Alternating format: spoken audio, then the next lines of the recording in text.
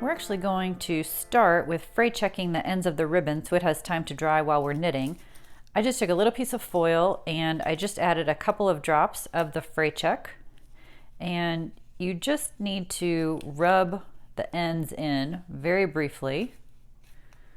That's it. And then do the other side.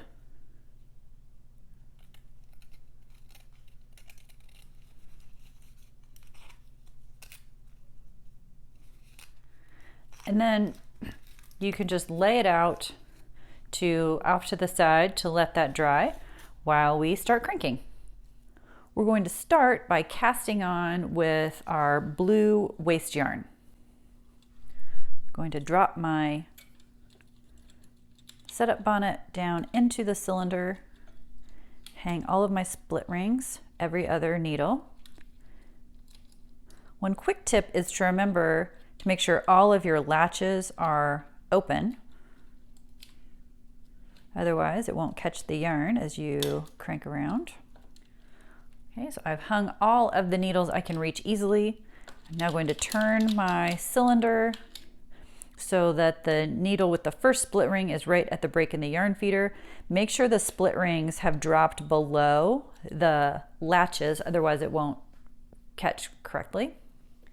Now I'm going to load my waste yarn into my yarn feeder, drop the end down into the cylinder, and I'm making sure that my yarn is falling just beside the first needle that has a split ring. I'll add my weight and crank the first few needles.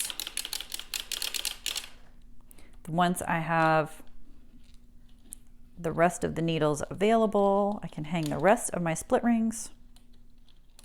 If you have trouble, sometimes it's hard to grab that last one, so you can use a tool to put that last one over the last needle. After you go around the first time, stop and make sure they all caught. Mine did. If it didn't catch, usually a latch was closed, so you can just open the latch and it'll catch it the next time around. Gauge is not really important. However, you do want to have fairly loose tension, which will make it a lot easier to hang the split rings. There you go. Once you have a few rows, you're set up and established.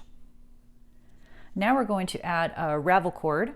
You don't have to use a ravel cord, but I like it because it makes removing the waste yarn simple at the end of the project. Crank around until the main mark is right at the break in the yarn feeder. So here's my main mark. And you're going to be working with the needle just past the main mark. You will cut the waste yarn with, I don't know, 6 inches or so. And then I use my loom tool to reach in and get the yarn. So again, I'm pulling it through on this side of the needle that's just past the main mark. So here's the main mark, here's the needle that I'm targeting, and here's where I just pulled the waste yarn through. Now I'm going to drop my ravel cord down into the center of the cylinder, kind of load it into the break in the yarn feeder, and then I'm going to put it around the other side of that needle. So I have the waste yarn coming on one side of the needle and the ravel cord coming on the other.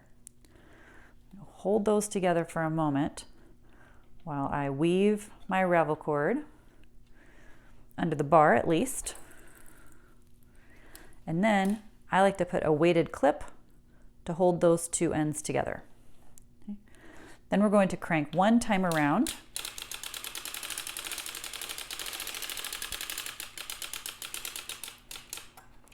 And we're going to do the exact same thing around the exact same needle. So this time we're going to pull the ravel cord through and into the center of the cylinder.